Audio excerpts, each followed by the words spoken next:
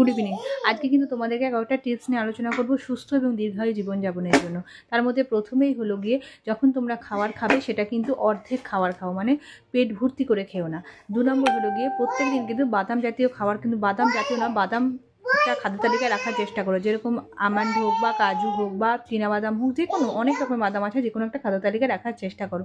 3 নম্বর হলো, মাছ মাংসর থেকে সবুজ শাকসবজির পরিমাণটা বেশি বাড়াও খাদ্য তালিকায়। তাহলে দেখবে তোমাদের শরীর সুস্থ থাকবে এবং জীবনটা দীর্ঘায়ুটা বাড়বে। কারণ শাকসবজি খেলে হজম ক্ষমতা বাড়ে, শরীরে নানা রকম তোমার প্রবলেম সলভ হয়। মাছ মাংসর থেকে কিন্তু সবুজ শাকসবজির খাবার বেশি চেষ্টা করো। ওকে, তবে প্রোটিন তো রাখতেই হবে, অবশ্যই রাখবে, কিন্তু শাকসবজি বেশি খেও। 3 নম্বর হলো গিয়ে, প্রতিদিন 15 মিনিট অন্তত তোমার হাঁটার চেষ্টা করো।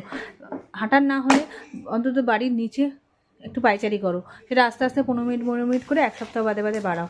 4 নম্বর হলো গিয়ে, ধূমপান বন্ধ করার চেষ্টা করো, কারণ ধূমপান করলে কিন্তু তোমার সেখান থেকে কিন্তু শরীরে ক্ষতি হতে পারে।